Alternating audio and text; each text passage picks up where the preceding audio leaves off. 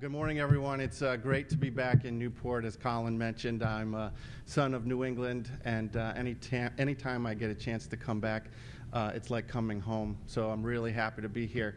Those were some really nice comments. Thank you for being so kind to me, Colin. Colin knows me really well, so he has, it could have been worse.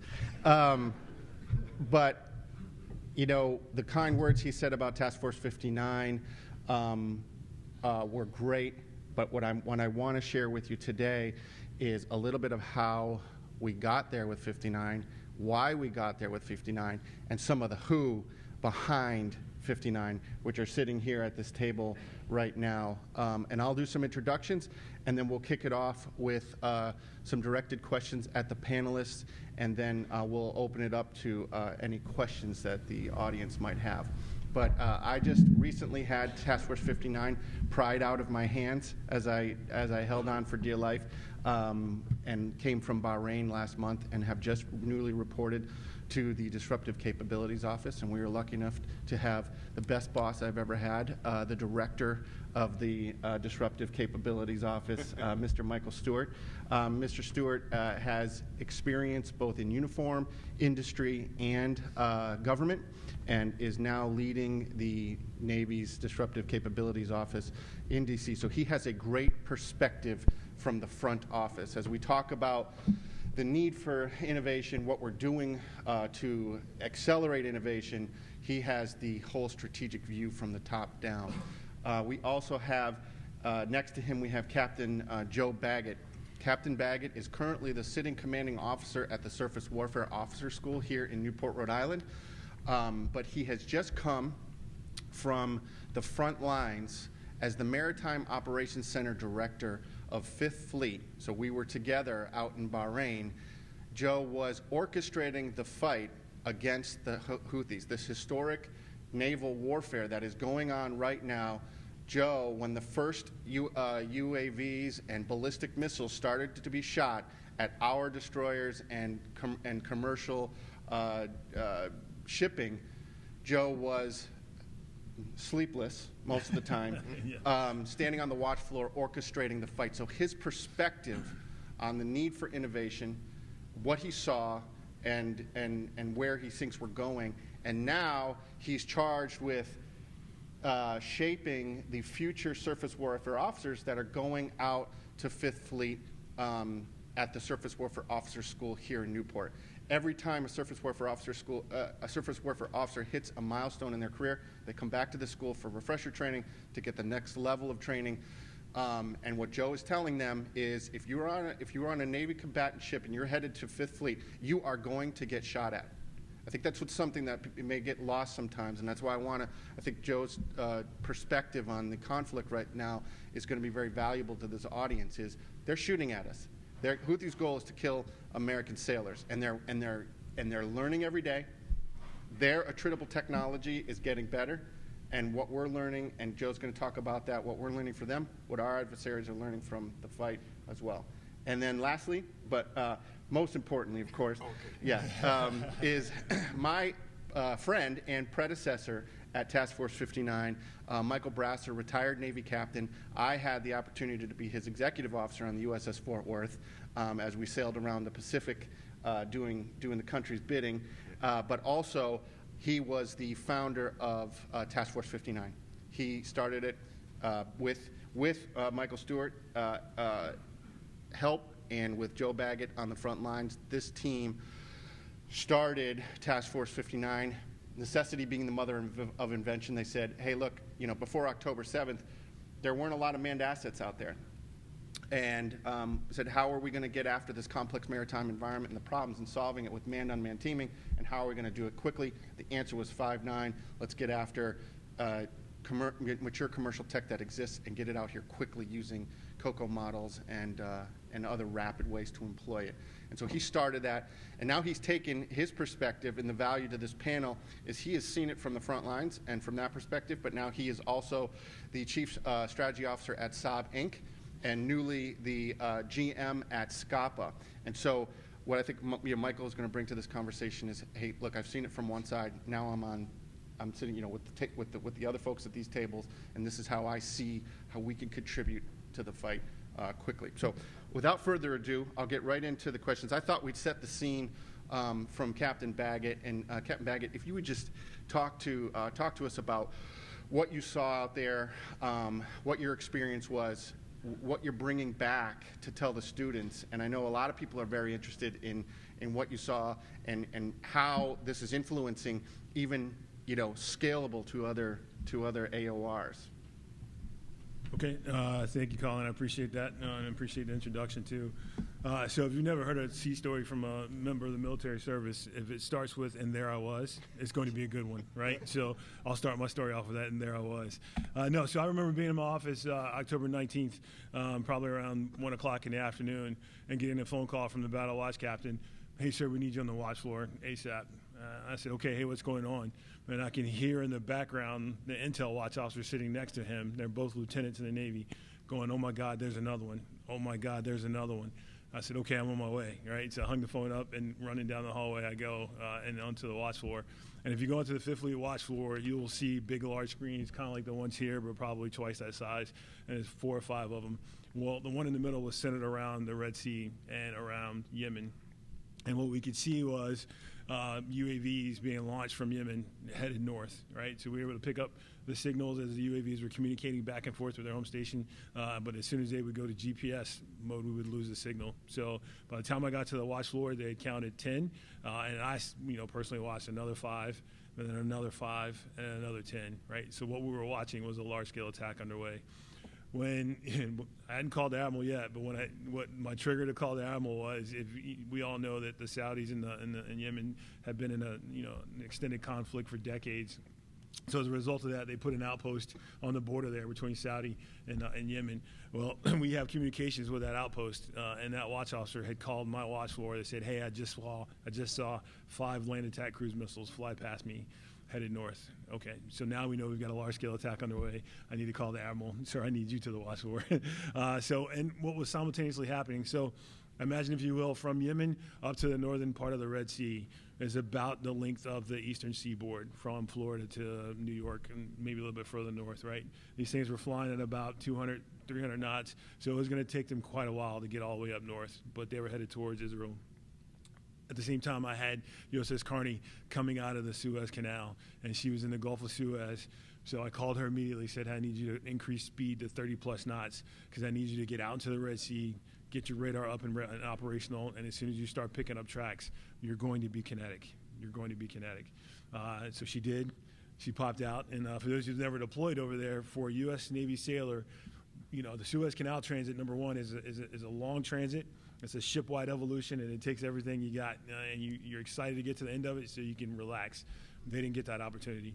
And number two, as you come to the Suez and you chop in the 5th Fleet, typically it's, okay, I just got to get through the Red Sea.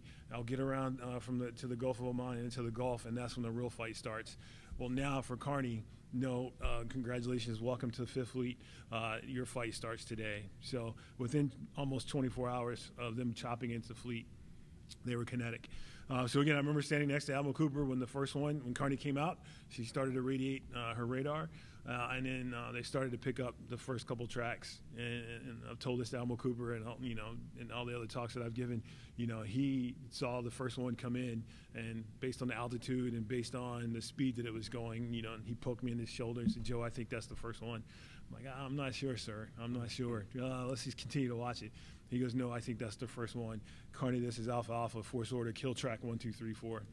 And for the officers or for the naval folks in the room, if you served before, just put yourself in that mindset. Like, it had been decades since we launched missiles in conflict, right? And to hear that come out, and then Carney responds back, "This is Carney, understand, kill track 1, 2, 3, 4, birds away, birds affirm." Wow, they just launched a missile. It's crazy.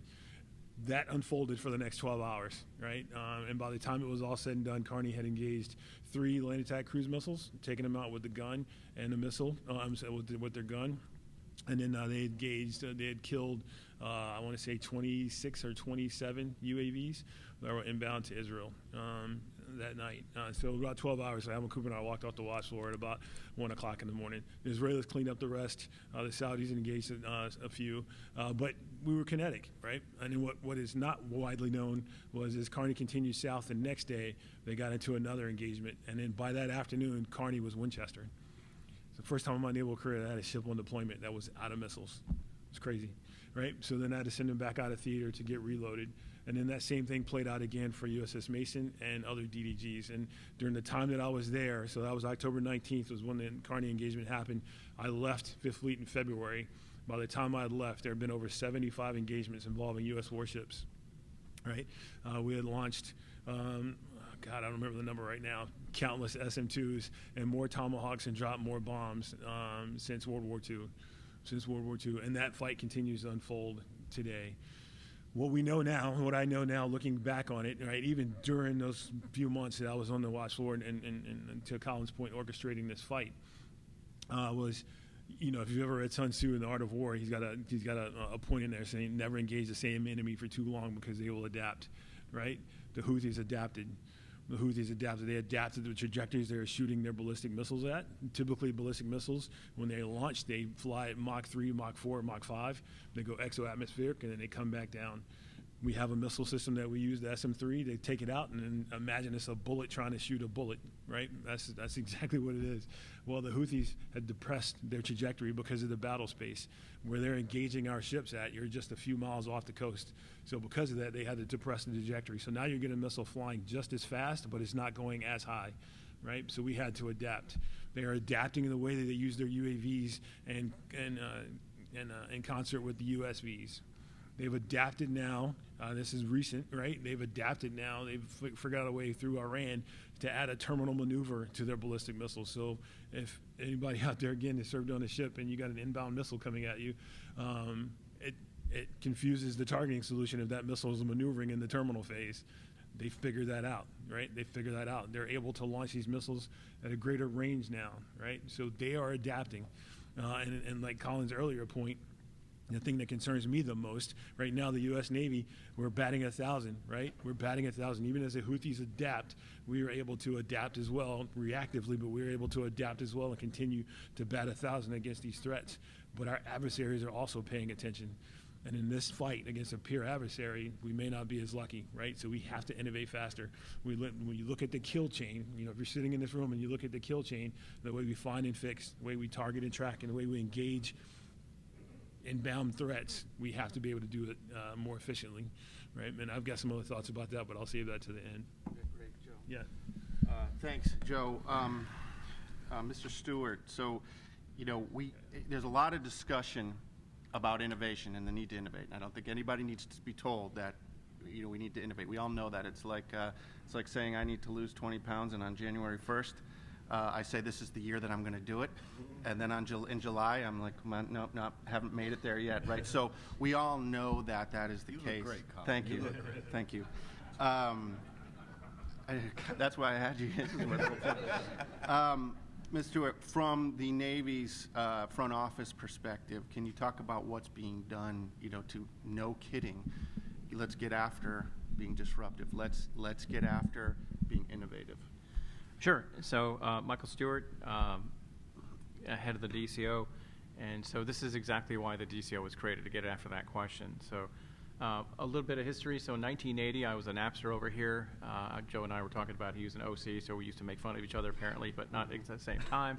But, you know, if I think about 1980 to today, I grew up with the Soviet Navy and Admiral Gorshakov, and that was the Navy we were going to defend against ourselves, the Soviet Navy, right? And so now you're watching that former Soviet Navy getting taken out by the Ukrainians in the Black Sea, right? So the very specific fight, very contained environment, but a very formidable Navy getting parked by somebody who has no Navy, right? So that should get your attention. And then you're seeing what's happening with the Houthis. Granted, they're being backed by Iran, but you know this is a group of guys who are challenging the U.S. Navy fairly mightily, right, and causing our ships to go Winchester. And I think they can figure out if we keep on overwhelming the ships at some point, you know, they're going to get one through, right?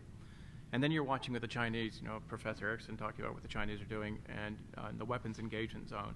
And they're basically pushing us away. And so I think what you suddenly realize is the fight that we thought we were going to go do, that I thought when I was a Navy pilot, the idea is that we're going to go MCON, we're going to get really close to somebody and launch a strike. I think those days are kind of being really, really challenged, right? And so the way I look at this is what you're seeing in the Ukrainian battlefield on land is probably coming to a maritime setting close to you. And specifically what I mean by that is, I don't think anybody's signing up to be a Russian or a Russian tank commander right now to go into the Ukrainian battle space, right? Not without a lot of life insurance. And so, if you're going to take a very exquisite, very, targetable thing, that's a hard place to exist, right? So you're seeing an inflection point. And you're seeing the inflection point, no kidding, of unmanned, and you're seeing the inflection point of AI, right? So all that to say is, I think the U.S. Navy was really looking at sort of optimizing what we would call sustaining technology, the existing Navy, and just incrementally improve it, right? And I would argue that that hadn't changed since really 1945, right? And I think what's happening, what you're seeing right now in two fronts, is you're seeing the Chinese, as again Professor Erickson showed of the shipyards, the Navy is being actually disrupted, and very much like U.S. industry has been disrupted, right? So I think about General Motors when the Japanese showed up. I think about Boeing when Airbus showed up. I think about your favorite disruption story. We could go through that. Well, guess what? U.S. Navy is now being disrupted by the Chinese. They're coming in twice as fast at half the cost. And how do you respond to that threat, number one? So that very traditional threat. And then how do you actually respond to disruptive technology like the Houthis, UAVs, loitering munitions, and stuff like that? So DCO is really set up to take that on. And what we're really recognizing is the way we operate internally to the Navy has got to change, right? So it's a very, we've been very deliberate 5-year cycles. We've got to be able to, no kidding, innovate and adopt technology very quickly. Number one. Number two, we've got to actually open up our purview to get people who are non-traditional players to play in this space, right? And lower the barriers to entry and really start doing things like 59 did, of start experimenting and really start working on concepts that are very different, right? And really recognize, what is disruptive technology? And I'll add one little sentence to that. That term gets thrown around a lot of, disruption. The way I view it is very much the way my old professor in business school, Clayton Christensen, used it, the guy who wrote The Innovator's Dilemma. And he's basically talking about how can you take a large company and that suddenly, out of nowhere, a little upstarts comes in with disruptive technology and knocks it off. And again, you're watching the Soviet Navy get disrupted by the Ukrainians. So that is our task, is to respond inside 2027, to change the narrative. If you're Xi Jinping, if you're Putin, you're going to be reading the same articles every day. That every week that same article comes out. Basically, it says DOD stinks. You're fat, dumb, and stupid. Whatever the negative thing is, you either don't understand strategy or you're not nimble enough. And so you're going to optimize against the Navy you think you're going to fight. And very much like Sun Tzu, our goal is to actually come in from a different attack vector and then change the decision calculus of, hey, did you see what happened to Putin? And so think about the 40-mile tanks converging on Kyiv, right? Everybody thought that was going to be over in 3 days. And then, and imagine if you're President Zelensky and you call up the Pentagon and say, what do you got for me? And you say, in 2040, it's going to be amazing, the stuff we got. Probably not an acceptable answer. And that 40-mile column of tanks was not taken out by an opposing 40-mile column of tanks. It was taken out by disruptive technology. Very much like the Ukrainian Navy was not taken out. The Russian Navy was not taken out by, the Ukrainians didn't stop and build a bunch of ships. They went at it very, very differently. So I'll stop there. All that to say is that speed matters, and people understand that now. We have to move much faster, and we've got to basically change the decision calculus. So hopefully, as you've heard many people say, Xi Jinping wakes up and says, today is not the day, because I don't really quite know what those guys are going to go do or what they're capable of. I'll stop there. Yeah, Colin. If I can just sort of riff off of what we've talked about here. First of all, thank you very much for the invitation to come back to Newport. As Colin mentioned, it's like coming home. I'm a former surface warfare officer, and I came here 6 or 7 times throughout my career. I got to tell you, this time is very, very special because my good friend Joe Baggett is in charge of SWAS, and that just gives me such peace. That the surface warfare community is in great hands as he's training these warfighters to go back out to sea. So it's really great to be here. More that, from the industry perspective, Obviously we have a pretty large base here with what Jeff Smith is building up in Cranston, Rhode Island, with our autonomous and underwater systems, and it's a very important community in that space, and so we're very, very happy to be here. Now, as I hear, first of all, when Joe was talking, my heart was racing because it took me back to that AOR. And as Michael sort of framed, it's about speed, it's about adaptation. And so when you go over to the industry side, and we looked at this problem set, and we looked at the Davidson window, we looked at the conflict in the Middle East, the one in Ukraine. Our answer was to create something new, and we have created a new entity called Skapa. And Skapa is Swedish for to create, to make, to shape. And so we wanted to build something that could get after the speed required to deliver something. Because we're also doing the math, right? The math is not sustainable of $2 or $3 million missiles shooting down $500,000 drones, right? That's the current status quo, although successful, is not sustainable. And so we're doing that math in industry as well. And we know the space is going to the affordable, attritable. So coming back to Skapa, as I mentioned, when we designed this, I leveraged a lot of what I learned at Task Force 59. And we sort of set on this way of working, which we call the Skapa Innovation Flywheel. And it's based on four sort of it's a cycle, and it's based on 4 action verbs. And the first one is to imagine. And, while we had a bunch of amazing technology at Task Force 59, I think our greatest asset and our greatest piece of technology was the whiteboard, right? And very, very creative people looking at the same problem from different angles and going to that whiteboard and arguing and designing novel ways to solve old problems. So that's sort of step one in what we call the Skapa Innovation Flywheel. And I just want to call out some names. Ray Miller was a guy that I plucked off the waterfront at Task Force 59, and he had over 700 days of operational experience in the previous 4 years. You combine that with a Sky Moore, who worked on the Defense Innovation Board, a Forbes 30 under 30, worked on the Hill. You combine that with our deputy at the time, Coal-Fire, CEO of a $1 billion cybersecurity. And you look at the company and you look at that problem and you go to the whiteboard and you imagine a novel solution. So there's a key talent piece, and at Skapa, my first sort of entering argument was I have to get really, really talented folks and really diverse folks that look at the problems from multiple different angles. The next action verb is to create, and that's what Skapa means in Swedish. And so that's the point of taking the idea and building it, which is very hard to do. And a lot of people will hand wave that, but that is very, very hard to do, to translate an idea to a product that can help solve a problem. And so that's sort of the next step in the process. The next step is to iterate. And again, iterate in the operational environment versus real problems. This was the special sauce of Task Force 59.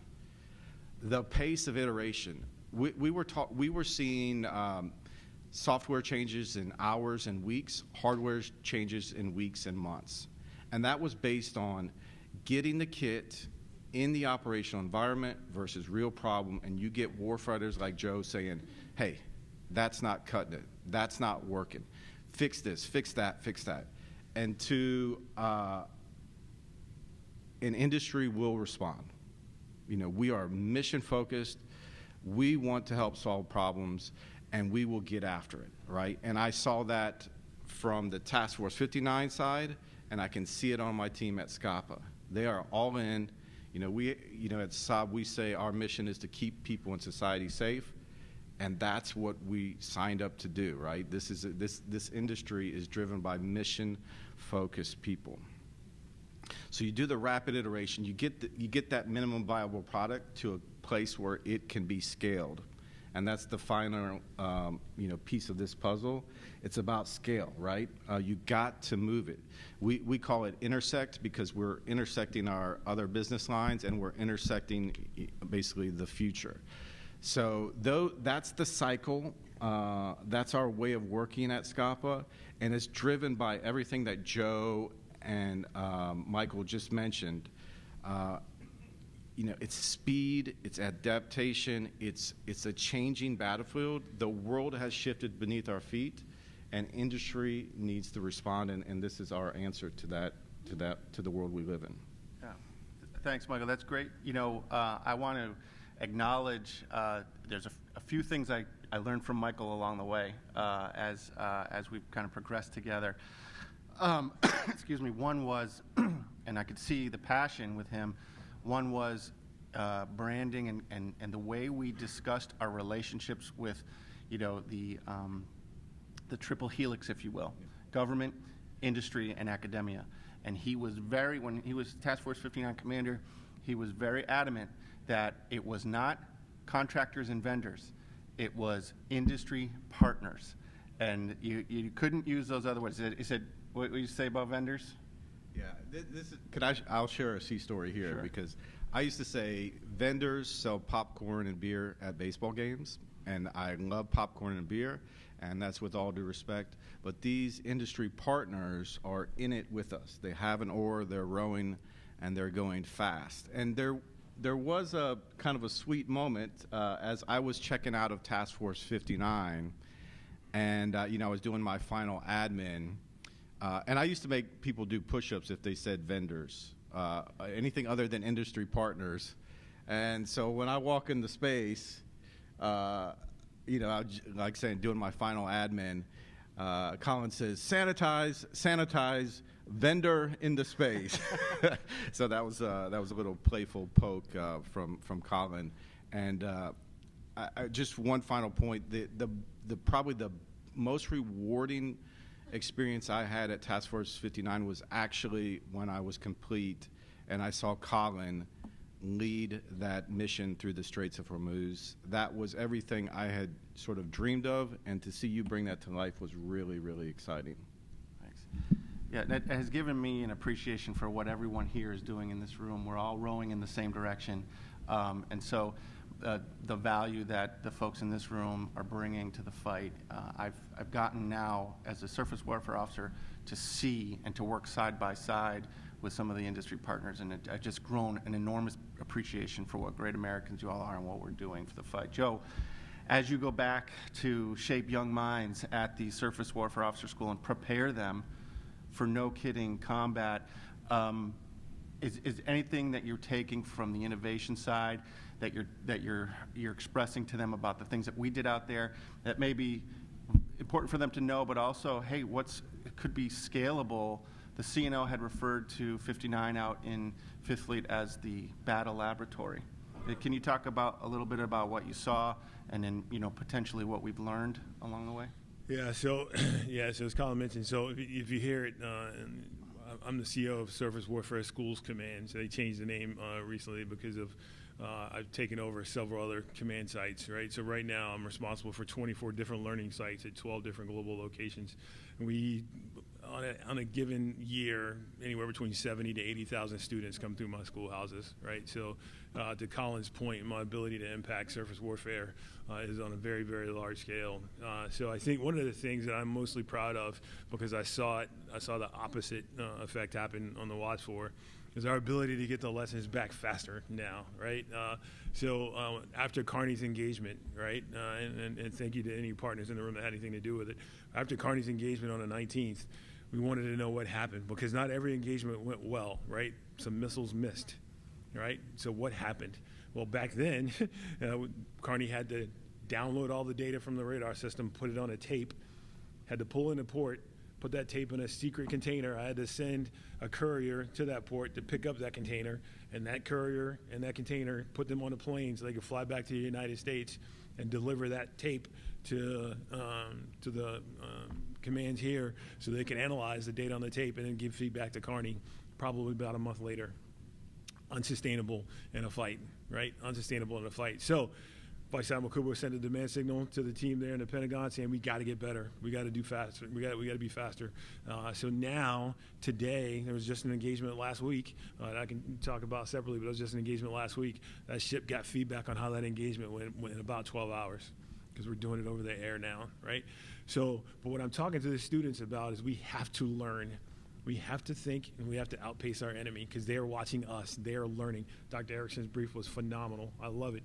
But that's where our time and attention is at right now. I was just out on the West Coast with Mike and the team out there, but I went to a conference at Surf Force headquarters, and Vice Admiral McLean, who's the SWO boss now, the director of Surface Forces, Commander of Surface Forces, sorry, in his office, he has a countdown clock. It's a digital clock that is counting down to January 1, 2027. Apparently, the CNO has the same one in her office. Why? Because that's the date that we as the Surface Force need to be prepared for. So everything we're doing from this moment forward, working with our industry partners, right, is critical. But we have to understand what it is that we need us all to be focused on, right? I'll tell you some, I talked about the kill chain. One of the things that I saw and I talk to my students about now all the time is we have to get the low-cost attritable eyes over the target area, right? I was so frustrated being on the watch floor, and the Houthis are smart, and they're doing it now at a much higher level, moving around from where they launch from, because they know that if we see their launcher erected with missiles on the rails, that we're going to hit it with a tomahawk or hit it with a bomb. So there's nothing there, there's nothing there, there's nothing there. 2 hours later, you fly UAV over, and you see the rail up, and next thing you know, you got a missile coming at you. But we've also lost several Air Force MQ-9s because they were waiting for that, right? They were waiting for that. So I know if the CENTCOM commander was here today, he would tell you, hey, team, I need a low-cost, attritable UAV that I don't care if it gets shot down, and I can just fly over in large volumes over the target area so I can see what they're doing. Because they don't pre-stage this stuff. They pull it out hours before they shoot. I need to have eyes on so I can take it out before our ships get shot at, right? Again, they are adapting with the way that they're using their missiles. To Mike's point, I guarantee you China is paying attention, watching us. I don't want to say the term waste missiles, right, because that's what is needed right now to keep our sons and daughters, our brothers and sisters, our husbands and wives who are out on the front line right now doing what the Navy does, keeping the sea line of communication open, right? The Bab el-Mandeb is critical to global commerce, and our sailors are out there keeping that open, right? So I don't want to say wasting missiles, but to Mike's point, we hear a lot launching multi-billion-dollar missiles at $100,000 UAVs. The CASO 4 UAV is what they normally use, right, is very, very capable, and it's got a large warhead on front, but my God, I had no idea they had that many, right? I had no idea they had that many. They continue to launch these things in large scales. And then the ballistic missile techniques that they are adapting, right?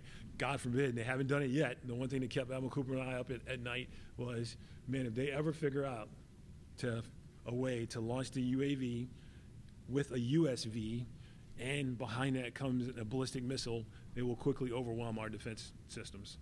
Quickly. Luckily, they have not figured that out yet. The one merchant vessel that is sunk, and then I think 7 sailors lost their lives on that, was hit by a USV, right? That preceded by a UAV. Luckily, they haven't figured that out yet. But I guarantee you, China's paying attention. So we must continue to learn. So that's what I talk to my students about, right? You're here to learn the techniques and procedures, but you should be watching every single day what's coming back from the Red Sea, what's coming back from the Ukraine fight. What can you take away from that? What can we learn as a Navy to make sure that we are better and learning faster than the enemy when we get out there in the fight? Yeah, really impactful stuff, Joe. And just as a highlight, our international partners are equally interested in what we're doing.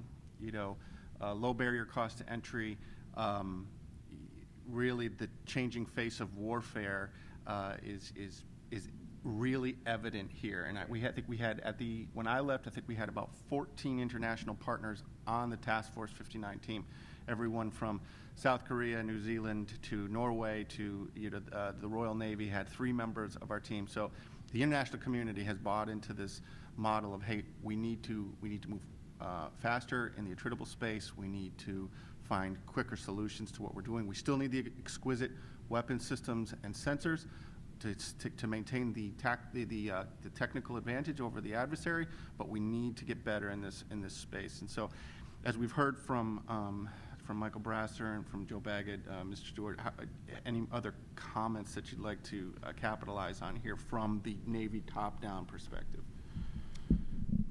Yeah, so let me just, I'll just pivot to your last comment. And so, I also have a NATO role, and I had spoken at NATO about some of the stuff that we were doing in the Unmanned Task Force DCO and Task Force 59, and something we're trying to go do called Digital Ocean, which is essentially roll out a distributed sensor network, both in the Black Sea and the Baltic, right?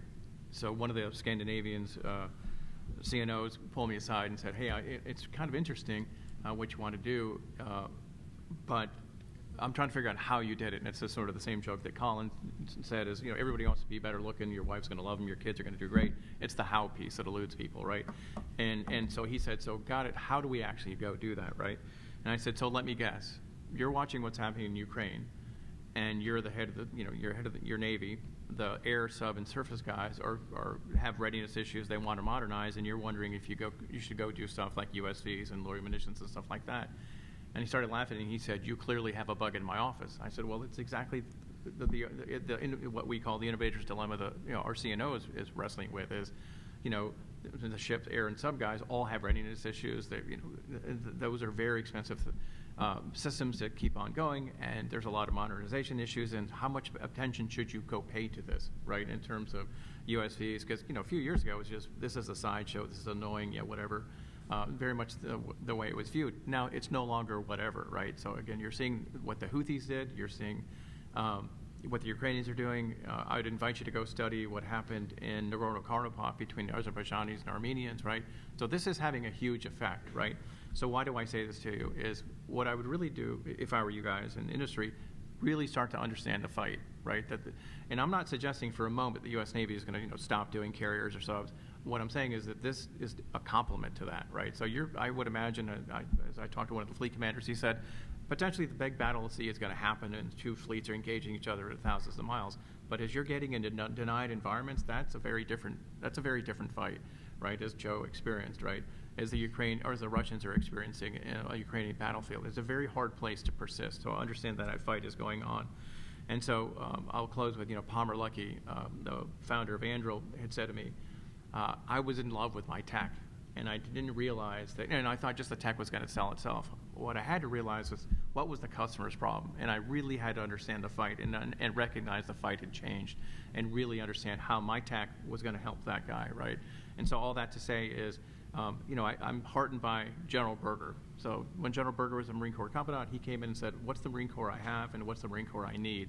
And he got a lot of guff for actually changing that and saying, maybe I have to do something with tanks or artillery, and I have to think about long-range fires, right? So I would say that the U.S. Navy is asking the same question: is the Navy I have the Navy I need, right? And again, not replace it, but how do I complement it and take non-traditional source of stuff very, very seriously? And I'll stop there. Expand upon that just really quickly. Sorry. Yeah. So to Mr. Stewart's point, one other thing I talk to my students about too, really shocking to me that right now I don't have any unmanned items in my curriculum, so I'm fixing that, right? I got to teach my students on unmanned man teaming because this is the future, right?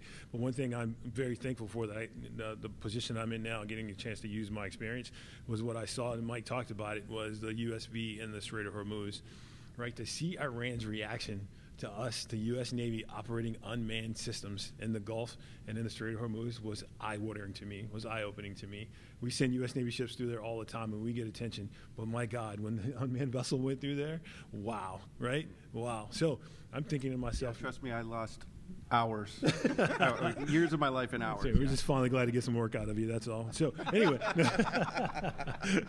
no, but my takeaway was, man, if we can do stuff like this to get inside the enemy's OODA loop, wow. And if I can have these assets where I can flood the battle space now and do something that we call layered defense, if I can have a couple unmanned assets sitting off the coast of Yemen to handle the lower end threats with my manned assets and the more sophisticated weapon systems downrange to handle the higher end stuff, wow, now we're talking about surface warfare at the next level, right? So I saw that firsthand, need more of that, and that's what I'm talking to my students about more. I got to piggyback on this point. So imagine you're Xi Jinping, and you think that, you're the Navy, and it can't move fast enough or whatever, and suddenly you see this thing called 59, and then you suddenly see 59s going to 4th Fleet, and then you hear something about the UTF that turned into the DCO, right. Then you hear Replicator. What are these guys doing that we're not aware of, right? And you're seeing a lot of stuff play out in Ukraine. Are you changing the decision calculus? I would argue, yeah, you are. That's right. So, yeah, I just wanted to play off that a little. I want to get the last word. Yeah, I just want to get the last word, 'cause just trying to get a word in here. Obviously, we're very good friends, and I wanted to hit on two things: risk, and then come back again from an industry perspective.